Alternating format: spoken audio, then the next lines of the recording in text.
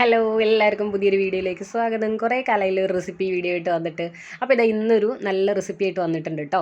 അപ്പോൾ ഇതെന്താണെന്ന് വെച്ചാൽ വൈകിട്ട് മോള് സ്കൂളിൽ വിട്ട് വരാറായി. അപ്പോൾ വീട്ടിലൊന്നുമില്ല കൊടുക്കാനായിട്ട്. അപ്പോൾ ഇനിയിപ്പോൾ എന്തുണ്ടാക്കുമെന്ന് ആലോചിച്ചുകൊണ്ടിരുന്നപ്പോഴാണ് ഒരൊറ്റ സ്ലൈസ് ബ്രെഡ് മാത്രമേ ഉള്ളൂ ഫ്രിഡ്ജിൽ.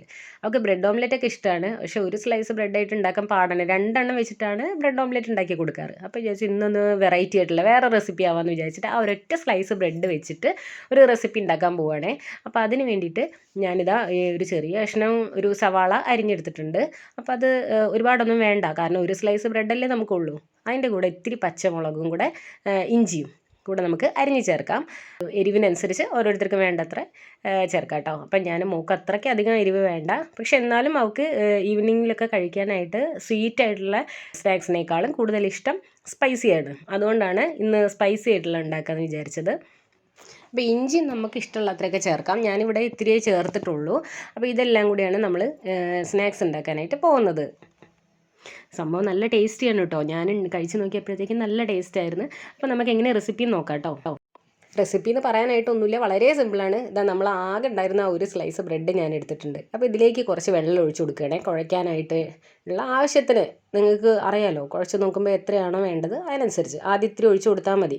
എന്നിട്ട് വേണ്ടത്ര നോക്കിയിട്ട് ഒഴിച്ച് കൊടുക്കുക. എന്നിട്ട് അതിന് നല്ലോണം സോഫ്റ്റായിട്ടൊന്ന് കുഴച്ചെടുക്കുക. ബ്രെഡ് ഫ്രിഡ്ജിൽ ഇരുന്നാണ്ടാണ് ഇത്തിരി ഒന്ന് ഹാർഡായിരുന്നത്. അത് നമ്മളൊന്ന് കുഴച്ചെടുക്കുമ്പോൾ തന്നെ ശരിയാവും. ഇനി അതിലോട്ട് നമ്മൾ എന്ത് ചെയ്യണം, നേരത്തെ അരിഞ്ഞു വെച്ചിരിക്കുന്ന സവാളയും പച്ചമുളകും ഇഞ്ചിയും കൂടെ ചേർത്ത് കൊടുക്കുക.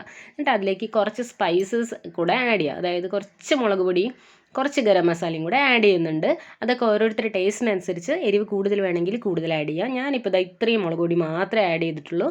ഇനി അതിൻ്റെ കൂടെ ആഡ് ചെയ്യുന്നത് ഇത്തിരി ഗരം മസാലയും പിന്നെ ഉപ്പും കൂടെ കേട്ടോ, ടേസ്റ്റിന് വേണ്ടിയിട്ട് ആവശ്യത്തിനുള്ള ഉപ്പും കൂടെ ചേർത്ത് കൊടുക്കാം. ഇനി ഇതെല്ലാം കൂടെ നന്നായിട്ടൊന്ന് മിക്സ് ചെയ്തെടുക്കുക. ഇതുപോലെ കൈ കൊണ്ട് തന്നെ നന്നായിട്ടൊന്ന് മിക്സ് ചെയ്തെടുത്താൽ മതി.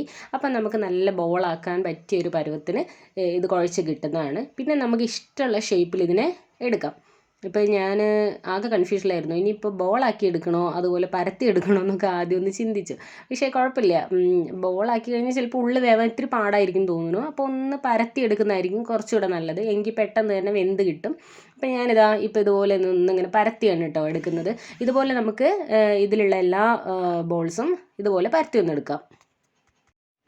നമ്മളിതാ പരത്തി എടുക്കുന്നതിനൊക്കെ ഞാനിവിടെ ഒരു പ്ലേറ്റിലോട്ട് മാറ്റുന്നുണ്ട്. ആകെ കുറച്ച് എണ്ണയേ ഉള്ളൂ, നമുക്ക് ആകെ ഒരു സ്ലൈസ് ബ്രെഡ് മാത്രമേ ഉള്ളൂ. അതുകൊണ്ട് നമുക്ക് ആകെ കുറച്ച് എണ്ണയേ ഉള്ളൂ. നമുക്ക് നോക്കാം എത്ര എണ്ണം കിട്ടുമെന്നുള്ളത്.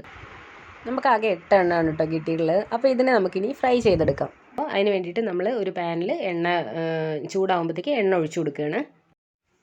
എണ്ണ നന്നായിട്ട് ചൂടായിട്ട് വരുമ്പോൾ നമുക്ക് ഓരോന്നും ഇട്ട് ഫ്രൈ ചെയ്തെടുക്കാം.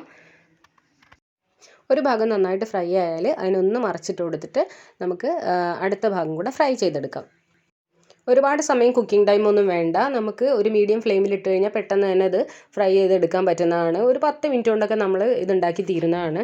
അപ്പോൾ ഇത് നന്നായിട്ട് ഫ്രൈ ആയി വന്നപ്പോൾ ഞാൻ ഇതിനെ കോരിയെടുക്കുകയാണ്. ഇനി നമ്മൾ ഫ്രൈ ചെയ്തെടുത്ത ഓരോ ക്രിസ്പി സ്നാക്സും നമുക്ക് ഇതിനകത്തോട്ട് ഈ ബൗളിനകത്തോട്ട് ഇട്ട് കൊടുക്കാം. ഇതാ നമുക്കിവിടെ 8 ക്രിസ്പി സ്നാക്സ് റെഡി ആയിട്ടുണ്ട്. ഇതിന് ഞാൻ ഒന്ന് പ്രസൻറ്റ് ചെയ്യാൻ, ഒന്ന് നല്ല ഭംഗിയിലൊന്ന് പ്രസൻറ്റ് ചെയ്യാം മോള് വരുമ്പോഴത്തേക്കെന്ന് വിചാരിച്ചിട്ട് ഇതാ ഒരു പ്ലേറ്റിലോട്ട് മാറ്റിയിട്ടുണ്ട്. എന്നിട്ട് അതിന് ഇത്തിരി സോസും കൂടെ അതിൻ്റെ കൂടെ ഒഴിച്ചു കൊടുത്തിട്ടുണ്ട്. ഇനി ഞാൻ തന്നെ ഒന്ന് കഴിച്ച് നോക്കാം അല്ലേ. ഇത് നോക്കൂ, ഇതിനകത്തൊക്കെ നന്നായിട്ട് വെന്ത് കിട്ടിയിട്ടുണ്ട്, നല്ല ഭംഗിയുണ്ട് കാണാനായിട്ട്. ഇനി ഇതിൽ മുക്കിയൊന്ന് കഴിച്ചു നോക്കാം. ഞാൻ ഉണ്ടാക്കിക്കൊണ്ട് പറയില്ല കേട്ടോ, നല്ല ടേസ്റ്റ് ഉണ്ട്. ഒരു കഷ്ണം മാത്രം കഴിച്ചാൽ മതി എന്ന് വിചാരിച്ചപ്പോഴത്തേക്കും അത് കഴിച്ചു തുടങ്ങിയപ്പോൾ നല്ല ടേസ്റ്റ് ആയതുകൊണ്ട് ഞാൻ മുഴുവൻ കഴിക്കുകയാണ്. ഇപ്പോൾ ആ ഒരെണ്ണം ഫുള്ള് കഴിക്കുക കേട്ടോ, മുഴുവനല്ല ആ ഒരെണ്ണം. പിന്നെ ബാക്കി ഞാൻ മോൾക്ക് വേണ്ടിയിട്ട് എടുത്ത് വെക്കുകയാണ്. അപ്പോൾ ഈ റെസിപ്പി ഭയങ്കര സിമ്പിളാണ് കേട്ടോ. ഇതുപോലെ നമുക്ക് വീട്ടിലുണ്ടെങ്കിൽ ഒരു സ്ലൈസ് അല്ല, കൂടുതൽ സ്ലൈസ് ഉപയോഗിച്ച് നിങ്ങൾക്ക് ഉണ്ടാക്കാം. അപ്പോൾ ഇതുപോലെ നമ്മൾ ഉണ്ടാക്കുകയാണെങ്കിൽ പെട്ടെന്ന് നമുക്ക് ഈവനിങ്ങിൽ ഒരു സ്നാക്സ് ആവുകയും ചെയ്യും. ഭയങ്കര സിമ്പിളുമാണ്, നല്ല ടേസ്റ്റുമാണ്. അപ്പോൾ ഈ റെസിപ്പി നിങ്ങൾക്ക് ഇഷ്ടപ്പെട്ടോ? റെസിപ്പി ഇഷ്ടമാണെങ്കിൽ ഉണ്ടാക്കി നോക്കണമല്ലോ. എങ്കിലും എല്ലാവരും ഈ ചാനൽ ഇതുവരെ സബ്സ്ക്രൈബ് ചെയ്തിട്ടില്ലെങ്കിൽ ഒന്ന് സബ്സ്ക്രൈബ് ചെയ്യുക. അതേപോലെ സബ്സ്ക്രൈബ് ചെയ്യുമ്പോൾ അതിൻ്റെ തൊട്ടടുത്തുള്ള ബെല്ലൈക്കൺ കൂടെ ഒന്ന് പ്രസ് ചെയ്യുക കേട്ടോ. ഇതുപോലെ സിമ്പിളായിട്ട് ഉണ്ടാക്കാൻ പറ്റിയ മറ്റ് റെസിപ്പികളുമായിട്ട് ഞാൻ വരുന്നതാണ്. നെക്സ്റ്റ് വീഡിയോയിൽ കാണാം. അതുവരെ ബൈ, താങ്ക് യു.